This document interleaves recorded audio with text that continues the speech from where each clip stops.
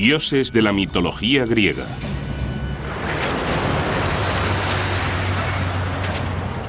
Atenas, Grecia. Una ciudad que bulle con el comercio y la cultura. También es una ciudad de fe griega ortodoxa, parte del gran brazo occidental del cristianismo.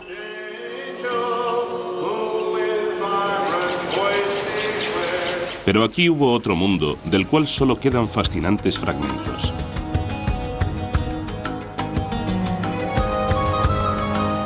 Aquellos que se aproximan al pasado van en busca de un mundo que era igualmente bullicioso, igualmente piadoso. El mundo de los antiguos griegos.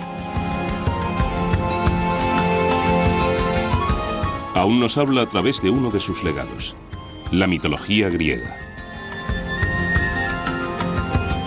Estaba poblada de muchos dioses y diosas, cada uno con determinados poderes en el mundo y con una historia particular. Durante decenas de miles de años antes de los tiempos bíblicos, los relatos de los dioses y sus actividades fueron transmitidos por los narradores. Es sumamente difícil, pero intentamos imaginar cómo eran aquellos tiempos. Si hago memoria, creo que mis historias favoritas sobre los dioses, las que más me hicieron pensar y más me impresionaron, fueron la de cómo Atenea nació de un dolor de cabeza de Zeus, la de Apolo, que fue un joven alocado y luego se convirtió en el dios del orden, de la música y el arte, y la de Poseidón, que era el protector de nuestra capital y además estaba a favor de la paz. Presidiendo a todos estaba Zeus, dios del cielo, dios del trueno. Zeus es un dios del cielo, y te encuentras en los dominios de Zeus cuando estás en plena naturaleza. Zeus ejercía algo de control sobre si tenías o no un buen día o una buena o mala vida. Tenías dos frascos en el umbral. Uno contenía el bien y otro el mal. Y a cada hombre, Zeus le servía una porción de bien y otra de mal. Estaban Afrodita y Artemisa, dos caras de la misma moneda. Afrodita. ¿Y de qué es diosa? Es la diosa de la sexualidad. De la sexualidad femenina. Es la diosa de la belleza. Está relacionada con muchos temas de la fertilidad. En el otro extremo tenemos a Artemisa, que es una virgen muy casta. Y Apolo, quien, como todos los dioses y diosas de la antigua Grecia, tenía más de un poder. Él es el organizador, el civilizador. Es el quien lleva carreteras donde nunca las había habido. Es el quien cura, pero quien también puede traer las plagas. Esto es algo que ocurre con muchos dioses griegos. Si pueden provocar algo, también pueden detenerlo. Era un dios, como se ha expresado con brillantez. Un dios distante y, por lo tanto, trataba con la gente no cara a cara y cuerpo a cuerpo. Se le daba mejor disparar su arco y matar a la gente desde muy lejos. Por consiguiente, sus amores también era mejor mantenerlos a distancia. Estos dioses y diosas evolucionaron conforme los antiguos griegos intentaban encontrar sentido, y tal vez fue en un mundo que con frecuencia suponía un desafío. Sus historias fueron adornadas y alteradas con el tiempo a medida que distintas civilizaciones entraron en contacto con la antigua Grecia. Grecia ha estado habitada desde aproximadamente el año 700 a.C. Y hubo invasiones de pueblos de Oriente Medio y del norte. Y cada invasión no condujo a que hubiera otro grupo de divinidades, sino a más estratos de divinidades añadidos a las ya existentes. De modo que los dioses griegos son una amalgama de múltiples culturas, sobre todo de culturas de Oriente Medio. Los dioses griegos tenían tal diversidad que no se parecen a ninguno de los muchos otros dioses de la cuenca del Mediterráneo, porque incorporaron elementos de los muchos pueblos que les rodeaban y no se corresponden claramente con los de sus religiones, digamos de la celta o la italiana. Estos relatos se transmitieron oralmente, pero en algún momento, en torno al año 750 a.C., fueron recopilados, organizados y escritos. Aunque los estudiosos discuten si uno o varios autores participaron en ese esfuerzo, la opinión generalizada es que fue obra de uno, Homero. Que sepamos, la auténtica cristalización de la mitología griega tuvo lugar hacia los tiempos de Homero, en el año 750 a.C. Y con Homero encontramos la creación de la mitología griega y la de los dioses. Homero le dio sus dioses a los griegos. Él les dio, de hecho, lo más parecido a una Biblia que tuvieron los griegos.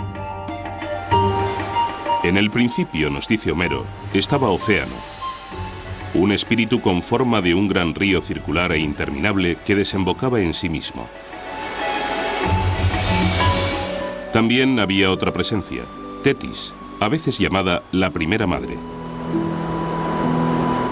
Cuando finalmente se unieron, iniciaron la estirpe que con el tiempo produjo los dioses y diosas de los antiguos griegos. Unos 50 años después de Homero, el poeta Hesíodo escribió la Teogonía, en la que también describe la creación de los dioses. Pero según Hesíodo, el mundo empezó de otro modo. Primero existió una presencia sobrenatural llamada caos, con lo que Hesíodo quiere decir el vacío, no el desorden. Érase una vez el caos. Y tras el caos existió una diosa llamada Gea, la tierra. Y Gea se acostó, se casó y se unió a Urano, el cielo. Sin embargo, Urano no quería tener hijos. Se sentía amenazado por ellos e impidió que nacieran. Gea conspiró con Cronos, uno de sus hijos nonatos, quien castró a su padre, suponemos que desde el vientre de su madre.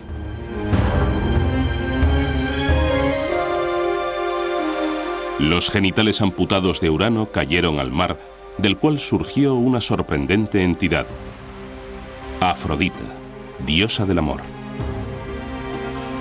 Estos relatos componen lo que se conoce como mitología griega, que se deriva de la palabra griega mitos. Da a entender algo falso. Pero para los antiguos griegos, estos relatos eran una cuestión de fe. Les ayudaron a explicar cómo y por qué el mundo funciona de la forma que lo hace. Curiosamente, el amor y la guerra, o la violencia y el sexo, están profundamente ligados en la mitología griega. No solo en esta, sino en diversas mitologías. ¿Por qué están conectadas estas dos cosas? Creo que los pueblos antiguos, y sin duda los griegos, creían que los sentimientos profundamente apasionados estaban conectados de alguna manera a la mente y las emociones humanas. Es decir, los grandes deseos y los grandes miedos o los grandes odios estaban de alguna manera relacionados. De esta manera, los relatos y personajes de la mitología griega tenían una aplicación en la vida real. La historia de la creación de Hesíodo sigue narrando cómo Cronos libera a sus hermanos y hermanas del vientre de Gea. Esos seres serían conocidos como los titanes, nacidos solo después de que su padre fuera castrado. El tema del conflicto entre padre e hijo tiene continuidad cuando Cronos termine matando a sus propios hijos. Cronos se casó con Rea. Cada vez que Rea daba luz, él devoraba a su hijo. Rea quería intensamente tener hijos, de modo que cogió a un bebé, Zeus, cuando nació. Lo envolvió y lo escondió en una cueva en Creta, donde se criaría. Y le dio a Cronos una piedra envuelta en pañales que éste devoró creyendo que se comía al bebé. Bien, Zeus creció, vino, atacó a su padre y todos los hijos surgieron. Y ese fue el principio de los dioses olímpicos. Zeus recuperó la piedra con la que su madre engañó a su padre. Incluso ahora puede verse en el santuario de Delfos. Siempre existe una especie de conflicto innato entre padres e hijos. Hasta este siglo, Grecia ha tenido en realidad una economía de subsistencia. De modo que si se tiene una pequeña granja, el padre está al frente de ella. El hijo, incluso el mayor, no tendrá derechos de ningún tipo hasta que su padre le deje paso, se jubile o muera. ¿Cuál es el problema aquí? Obviamente hay una auténtica preocupación por temas de sucesión y poder.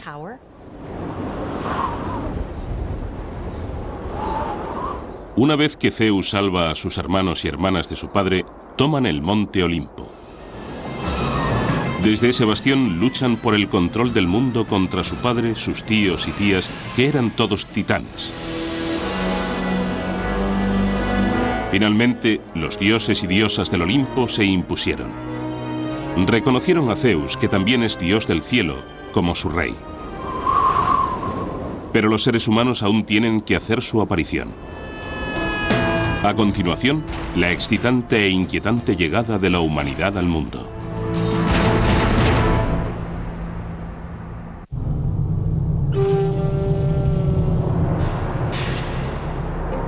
La narración de la creación en la mitología griega continúa en el relato de Hesíodo.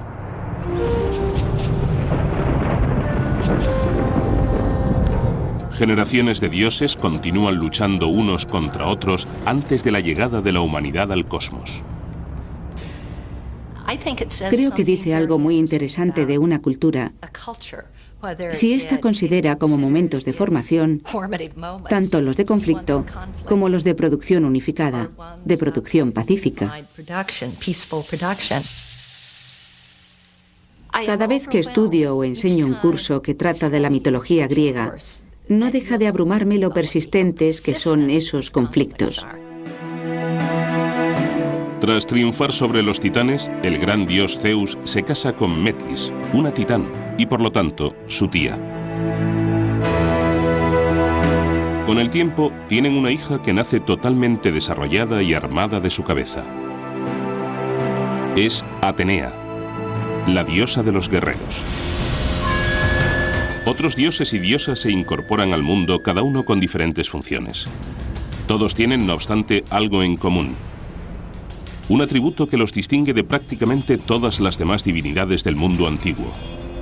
Su imagen es humana.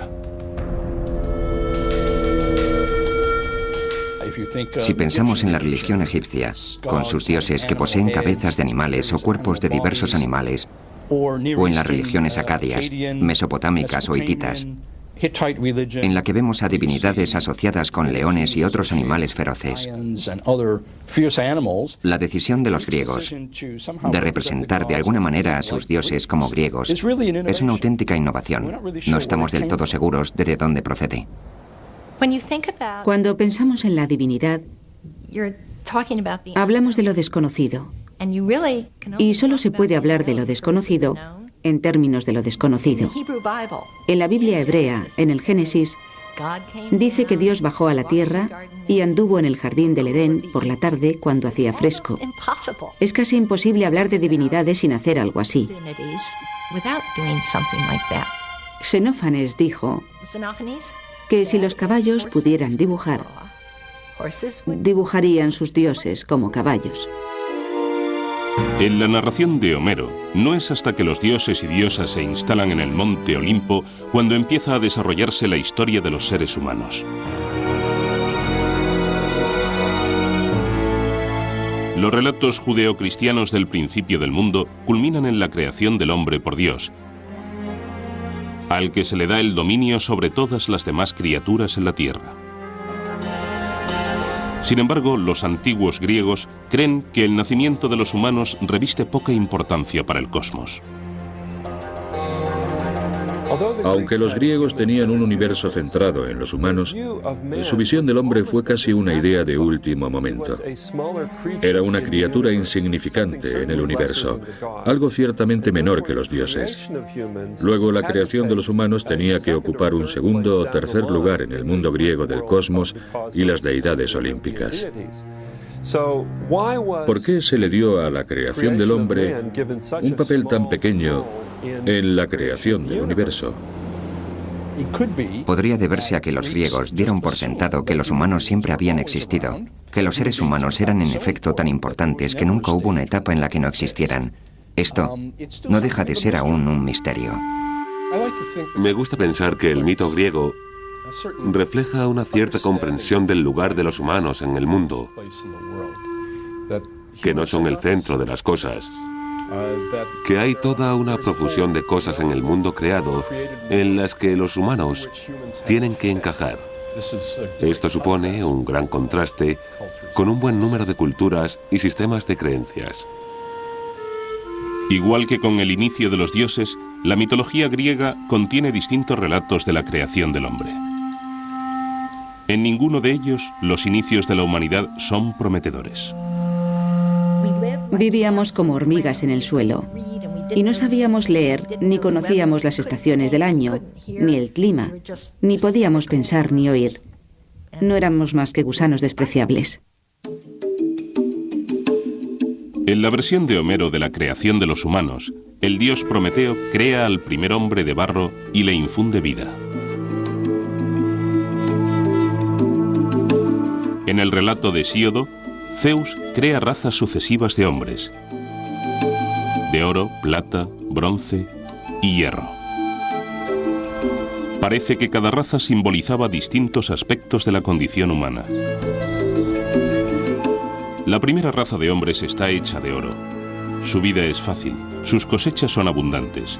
Literalmente festejaban con los dioses. En el principio hubo una era de oro, y la gente vivía en la tierra, y sus cultivos crecían por sí solos, y todo el mundo era bueno y justo. Toda esa gente simplemente desapareció al cabo de un tiempo. La raza de oro parece haber vivido una historia perfecta, por lo visto, en un paraíso. Y sin embargo, esta raza desaparece sin explicación. En el relato bíblico del paraíso, las penurias de la vida se ven como resultado de la caída en desgracia de Adán y Eva en el jardín del Edén. Para la desaparición de la raza de oro de la mitología griega no hay tal explicación. El motivo de su destino sigue siendo un misterio. El sistema griego en el que los humanos y su creación no son tema de preocupación difiere mucho de lo que se encuentra en el Génesis, donde tenemos toda esa atención en la creación del primer hombre. Claro está, en el Génesis está relacionada con lo que sigue, con qué pasó después de que la primera pareja desobedeciera a Dios. En los mitos griegos, desobedecer a los dioses no es un problema tan grande como en el Génesis. Entonces, ¿por qué Hesíodo no tiene una respuesta? ¿O por qué no nos da una respuesta a por qué la raza de oro desapareció? Teniendo el mito judeocristiano de la expulsión del jardín del Edén, porque evidentemente eso fue culpa de Adán y Eva. Lo que esto significa es que no hay una buena explicación a por qué el mundo es tan difícil ahora, a por qué los humanos tienen tantos problemas. Cuando la raza de oro se extingue, Zeus crea a los hombres de plata. Pero esa raza no es muy evolucionada. Los hombres de la Edad de Plata fueron bebés mucho tiempo y luego tuvieron un corto periodo de madurez para después sufrir una vejez espantosa y desaparecer bajo tierra.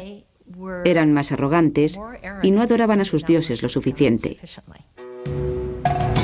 A continuación llegaron los hombres de bronce, que se exterminaron a sí mismos en constantes guerras. Finalmente apareció la raza de hombres que viven hoy día.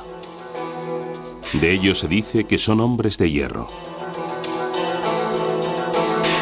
Así que, en esencia, la historia de la degeneración se ha trasladado a la era actual, donde muestra un equilibrio entre las diversas visiones de las cosas importantes de la vida para los griegos.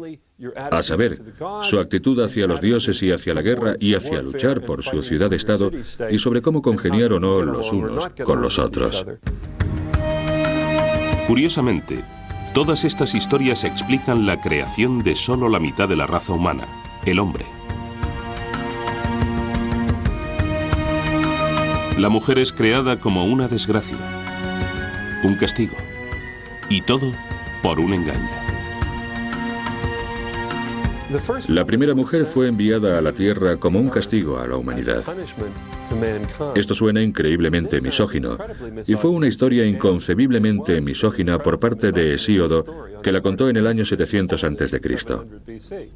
Pero cuenta la historia que uno de los dioses, Prometeo, intentó engañar al amo y señor de todo el cosmos, Zeus.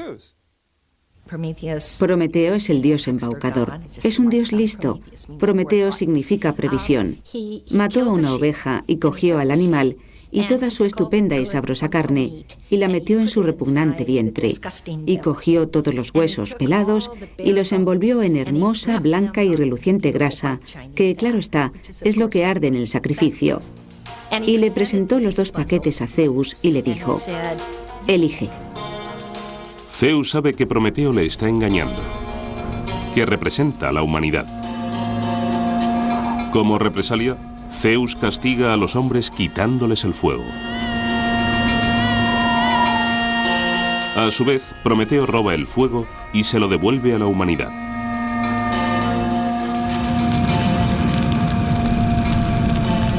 Y por robar y devolverle al hombre el regalo del fuego, fue castigado indirectamente por hacer que se creara una mujer que le fue entregada a los seres humanos. Ahora, Zeus no le dio ese objeto diabólico a la humanidad sin más. Lo llamó un mal hermoso. Es algo de lo que no puedes prescindir. Ella es un kalón kikón. En términos de los griegos, es una cosa hermosa y mala. Así que el mito griego, la poesía griega, gusta de expresarlo en ambos sentidos. Las mujeres son hermosas, las mujeres son algo irresistible. Al mismo tiempo, las mujeres te hacen trabajar, así que son algo malo. Pienso que a lo largo de la mitología griega se observa un reiterado énfasis en la amenaza que representan las mujeres, la amenaza que suponen por tu necesidad de ellas, la necesidad de tener hijos y el temor muy real a perder el control debido al deseo. La incontenible sexualidad femenina amenaza al hombre. Zeus no le dio cualquier mujer al hombre. En efecto, le dio un kalón kikón, un hermoso mal. Su nombre es Pandora y llegó con una caja repleta de males que esparció por el mundo. A continuación, ¿por qué la esperanza está en la caja de Pandora?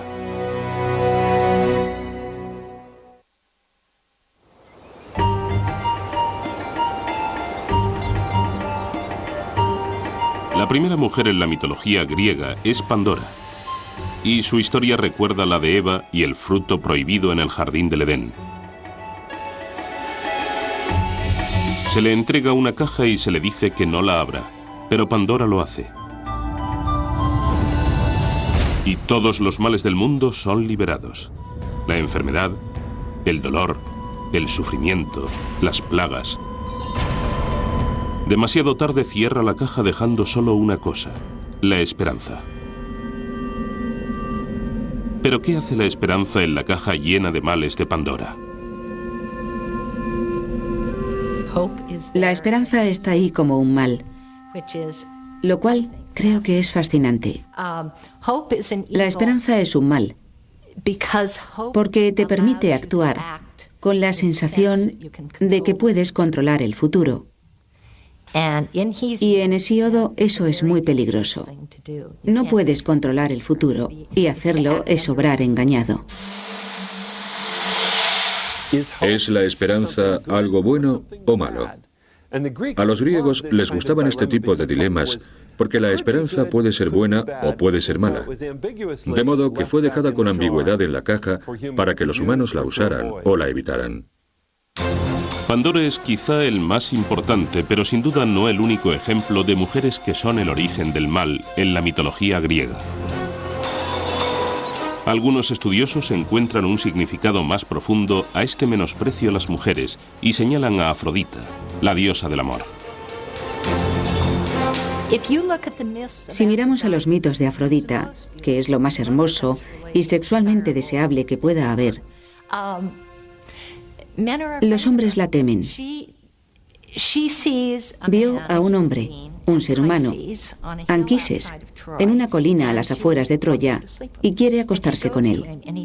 Se le aproxima y él le dice: «Eres demasiado hermosa para ser humana. Tienes que ser una diosa y no quiero acostarme contigo». Y ella le responde: «No, solo soy una doncella de los alrededores». De modo que se acuestan y cuando él despierta, ella ya ha adoptado su personalidad de diosa y él se aterra.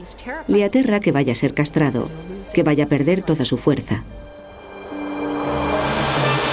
En contraste, los antiguos griegos creían que Atenea, una diosa sin papel sexual, era una gran fuerza del bien.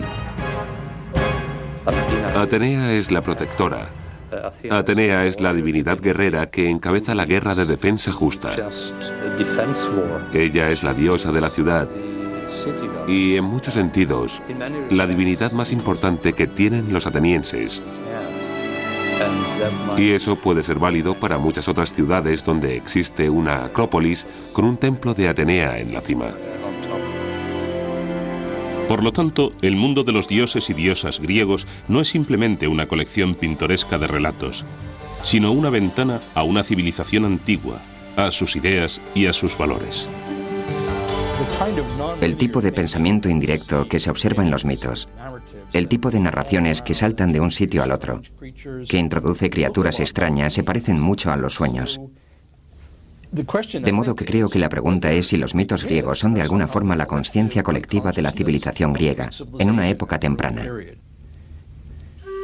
De forma consciente o inconsciente, los dioses están muy presentes en la vida cotidiana de los antiguos griegos. En cada montaña, en cada planta, en cada una de las emociones que experimentaban, pensaban que detrás había un dios controlándolo todo.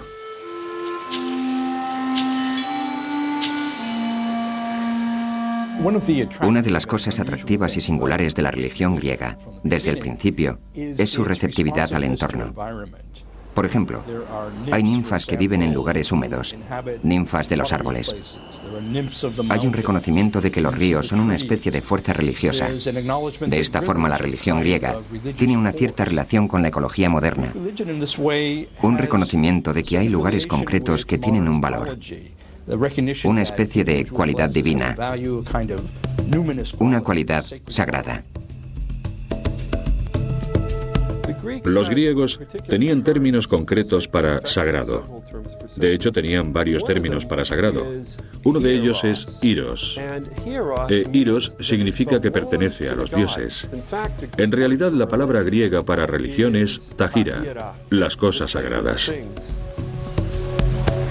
De manera que las historias en la mitología griega se usan para explicar un mundo a menudo difícil y aleatorio.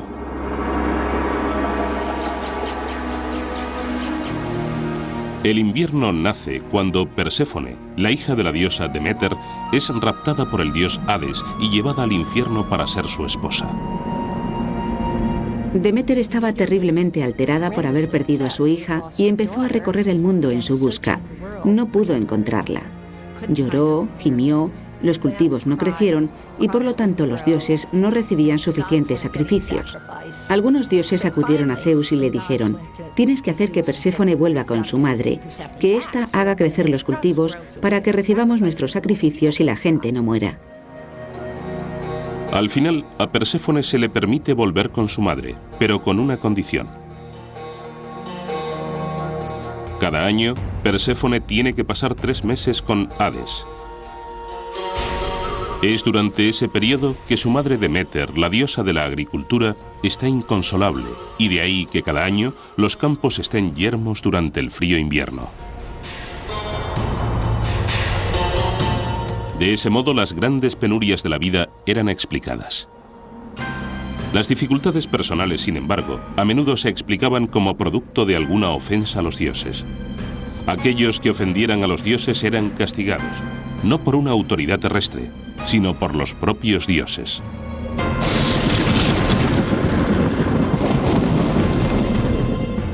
Hay en efecto una palabra griega, desidinomia, que significa temor a los dioses o respeto a los dioses. Y esto era algo positivo.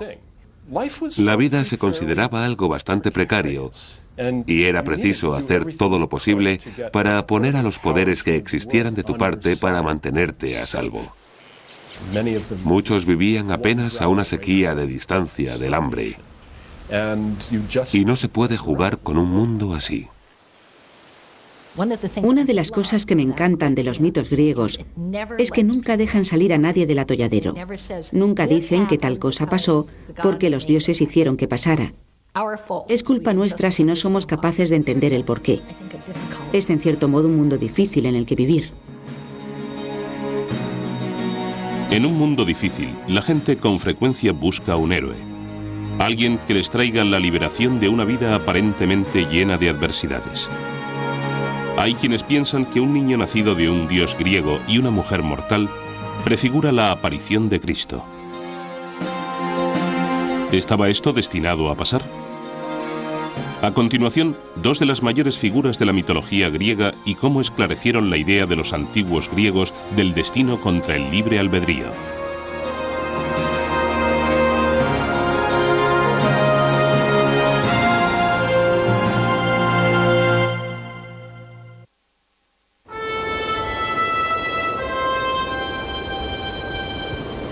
Una de las figuras más famosas de la mitología griega pudo haber contribuido a preparar el terreno para un acontecimiento posterior fundamental en la historia humana. Heracles, más conocido como Hércules, nace porque el gran dios Zeus deseó a una hermosa mujer mortal. Ella, sin embargo, es una esposa fiel. Zeus adopta la apariencia de su marido y consigue poseerla. El ultraje es aún más grave porque el propio Zeus está casado con una de sus hermanas, Hera. La idea de que los dioses no siempre son éticos, no siempre son honestos, es una que tiene sentido cuando piensas en ello. Y los griegos parecieron sentirse a gusto con ella durante muchos siglos. Tiene sentido porque si los dioses son humanos, pero de algún modo mejores, más fuertes, más poderosos, inmortales, nunca tienen que atenerse a las consecuencias de aquello que hagan. Mientras que los humanos, sí. El peso de obrar éticamente, de pensar en las consecuencias, recae en los humanos, no en los dioses. Hera no puede descargar su ira contra Zeus. En un acto característico de un dios griego, elige como blanco de su rencor al niño nacido de la infidelidad de su marido. Heracles tal vez sea el héroe griego más famoso, una figura especialmente importante en la mitología griega. Incluso en su infancia, Heracles está dotado de una fuerza extraordinaria. Hera manda mortíferas serpientes a su cuna y Heracles las estrangula a las dos. Muchos de los héroes griegos tenían de hecho un padre divino y otro mortal.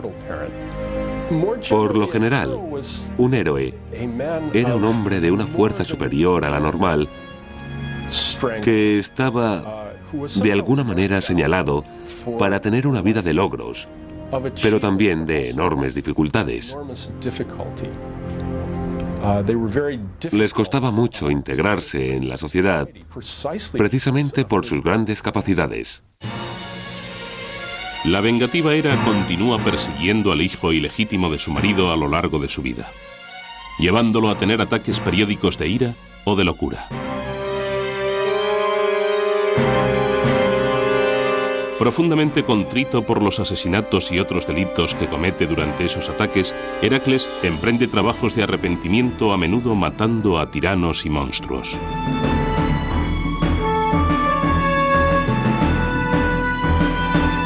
Al final de su vida, a Heracles le es concedida la inmortalidad y llevado por su padre, Zeus, a vivir con él en el monte Olimpo.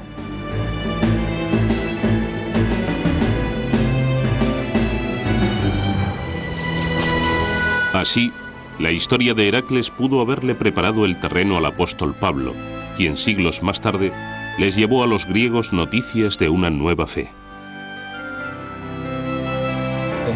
Ellos tenían una historia del hijo de un dios, Heracles, que sufrió y murió, y luego pasó por una apoteosis y subió al Olimpo, de modo que la historia de otro hijo de un dios que sufrió y murió y fue al cielo no le resultaría del todo desconocida. De igual forma, la idea de que un dios puede adoptar forma humana y parecer uno de nosotros era totalmente aceptable para un auditorio griego pagano. De ese modo, el primer cristianismo avanzó en Grecia y arraigó entre sus gentes con bastante facilidad.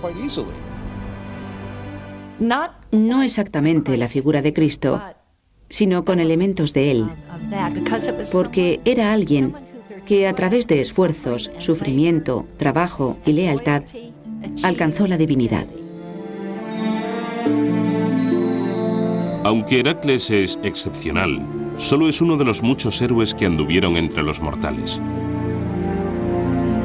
Están Aquiles y Ulises, grandes guerreros de la guerra de Troya, y Teseo, cuyas hazañas incluyen matar al temible Minotauro, la criatura que se daba festines con la carne de jóvenes griegos. Pero los héroes no tenían que ser hijos de los dioses. Tampoco eran heroicos en los términos actuales, exponerse a graves peligros por los demás. Para los antiguos griegos, un héroe era alguien que rompía los lazos con la vida normal, pasara lo que pasara. No es necesario que un héroe descienda de un dios o una diosa. Ni siquiera es necesario que un héroe haga algo bueno en la vida. De modo que una hazaña es más hacer algo extraordinario y ser reconocido por ello. Ahora bien, ese hecho extraordinario, realizado por un héroe, podía ser matar a un grupo de enemigos o matar a gente en su propia comunidad de una forma tan extraña que hubiera que consultar a los dioses. Así que los héroes son individuos raros y peligrosos. Extraordinarios, pero no forzosamente extraordinariamente buenos. Los héroes son en realidad proyecciones de lo que supone ser humano en gran escala. Ellos concentran tanto el gran potencial de los seres humanos en su mejor momento como la vulnerabilidad de los humanos. Otro héroe insólito es Edipo, que mata a su padre y se casa con su madre.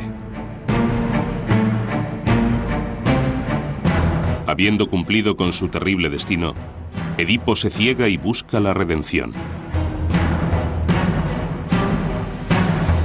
Es una historia inmortal que habla del lado más oscuro de los sentimientos entre padres e hijos. Creo que indudablemente había un hilo conductor en la cultura griega y en su mitología que estaba interesado en el conflicto entre padres e hijos. Está claro que Sigmund Freud, lo notó y se aprovechó de la historia de Edipo para su complejo de Edipo. Y también creo que había un hilo conductor en el conflicto generacional al que los griegos temían, pero que al mismo tiempo admitían como auténtico. La historia de Edipo y sus padres plantea otra pregunta eterna. ¿Están las vidas de los humanos predestinadas? ¿O tienen los humanos la facultad de obrar con libre albedrío? Edipo es alguien que por motivos que jamás se revelan, está destinado a matar a su padre y casarse con su madre. Una vez Edipo se percata de que no es hijo del rey de Corinto como creía, dice: me considero el hijo de Eleazar. Y con azar quiere decir algo muy aleatorio. No existe un plan. Al final de la obra resulta que todo cuanto ha hecho se ha ajustado a un plan. Y si él es el hijo del azar, es el azar en el sentido de que está íntimamente ligado al destino. Él, Edipo, el hombre, tomó decisiones. Cuando se enteró de que iba a matar a su padre y casarse con su madre, huyó de su casa sin saber que era adoptado. Y claro está, encuentra a su padre en el camino y lo mata. Y luego llega a la ciudad y se casa con su madre. Él elige irse de su casa.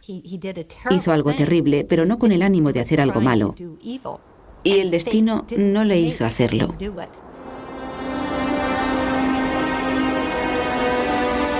El problema del destino de una persona contra el papel del libre albedrío era de tal importancia para los antiguos griegos que personificaron al destino en la forma de 3 diosas. Cuando leemos la poesía de Homero, parece que fluye en 2 direcciones. Por un lado, las Parcas son 3 mujeres: Cloto, Láquesis y Atropos. Sus nombres significan la tejedora, la controladora, y no hay vuelta atrás. Ellas tejen un hilo para la vida de cada persona, cuando nace, y determinan cuándo la vida de esa persona tendrá fin. Por otro lado, vemos en la poesía de Homero que el destino es un poder superior a los dioses. Los dioses se inclinan ante el destino en varias ocasiones. Podemos mirar la historia de Edipo y hablar del destino. ¿Estaba predestinado a matar a su padre y casarse con su madre? Sí. ¿Qué significa eso? ¿Supone eso que no tenía libre albedrío? No, no significa eso, significa que eso era lo que iba a pasar. Los griegos tenían una visión muy compleja de cómo funcionaba el mundo. Por un lado, los dioses controlaban muchos de los actos de los seres humanos o tenían un efecto sobre ellos. Pero, sin embargo, los humanos también podían controlar sus propios destinos individuales y muchas veces tener la última palabra. De modo que existe una curiosa relación entre lo que controlan los dioses y lo que controlan los humanos. Y sabéis que esa ambigüedad les encantaba. De ese modo, los antiguos griegos aceptaron el hecho de que no había garantías en la vida. Algunas de sus preocupaciones parecen inquietantemente familiares hoy en día. Esa conciencia que tienen los griegos de que no se pueden tener demasiadas generaciones a la vez en el mundo está incluso expresada en un mito. El mito del comienzo de la guerra de Troya, que dice que la tierra estaba cargada con demasiadas personas y clamó a Zeus que la liberara de esa carga. De manera que Zeus inventó la guerra de Troya para deshacerse de mucha gente. En el próximo programa, los defectos y puntos débiles de las divinidades griegas y por qué unos dioses imperfectos eran perfectamente comprensibles para los antiguos griegos.